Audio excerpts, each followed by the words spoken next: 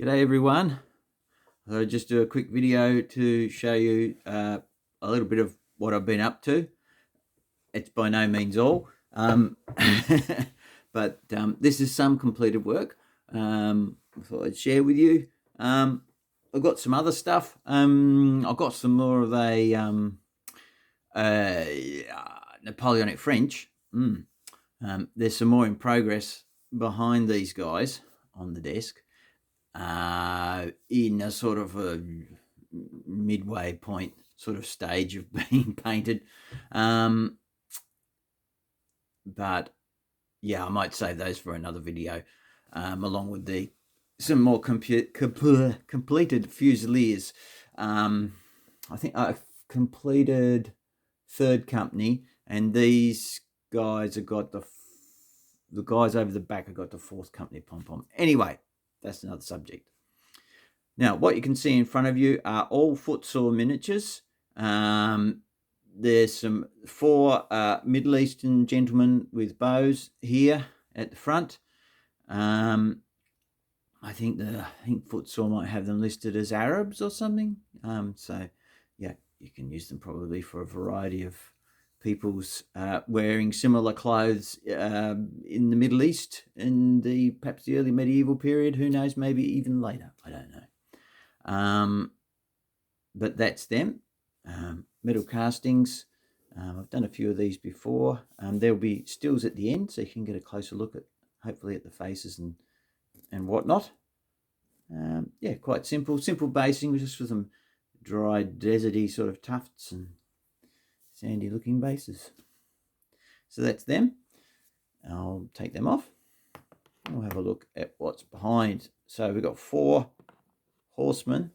Now these guys haven't featured. Those who've been watching the channel for a while may remember back some time ago, I was painting a load of Strathclyde Welsh for a mate of mine in New Zealand, his saga collection. I'll just check the focus on this. Yeah, that should be okay. Yeah, so I think these are the last 4 that he wanted to fill out his options for his warband. Anyone who knows the saga list knows that the Strathclyde Welsh, as opposed to the regular Welsh, the Strathclyde Welsh are a very cavalry heavy force. I don't mean the heavy cavalry. Actually, most of them are very light cavalry, but they're made almost completely of cavalry. So, yeah, these have got some interesting... they don't have that kind of smooth finish on the shields. They have this textured wood grain finish on these particular footsore figures. So that lends itself more to a hand-painted design, so rather than the decals. So I've just come up with my own, was it yesterday? Yesterday I think I finished these. Just my own sort of simple designs, but you know, similar to ones I'd done before, but I've gone for the, what have I gone for? Like a dark color, like a grey, black grey, and a yellow, and a bit of orange, and a bit of off-white sort of on some of them as well, just as my sort of palette. I think they look quite nice, actually, the way they've turned out. Well, I'm pleased with them. I'm happy with how they turned out. So, as always, there will be stills. There's quite a few stills of these guys at the end, just to get the different angles, and so you can see, because the shields hide a bit, and that kind of thing. Give them a bit of a 12 so you can see the horses a bit more. So we've got a couple of different horse colours. Got a bit of a dull grey kind of colour there. A bit of a yellowy one here. It's probably the wrong name. A couple of brown horses in the middle. So yeah, that's them. Some Strathclyde Welsh cavalry, just javelin armed, fairly basic, not high status warriors necessarily. Some basic clothing, and some sort of what's the word, desaturated kind of color palette. Not not all browns necessarily, but some different greens and things like that, ochre colours. Yeah, greens and browns, and a reddy brown there in the end. So there we have it. So in the pipeline at the moment, on the go, I'll give you a bit of a sneak peek over the back. Let me just unlock the focus feature. Over the back, you can see my next lot of Fusiliers underway.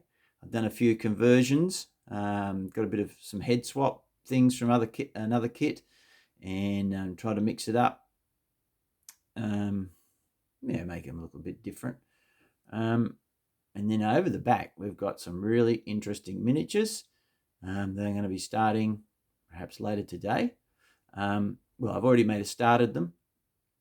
Got them on their bases, got the grid on, and got their undercoat on. And those are more Napoleonic adjacent miniatures in the silver bayonet vein, because there's actually some quite cool 3D sculpts being done to supplement your silver bayonet sort of type genre, that gothic Napoleonic theme. There's these particular figures are from Cool Kiwi, I think it's called. Cool with a K, I think it is, Cool Kiwi. He has some 3D ranges online, and this is from, these guys are from his French set, but he has others. This is not all of them. I think there's one more for this set, but I'll catch up with that one later. Yeah, so they're really interesting, quite nice sculpts, really very nice.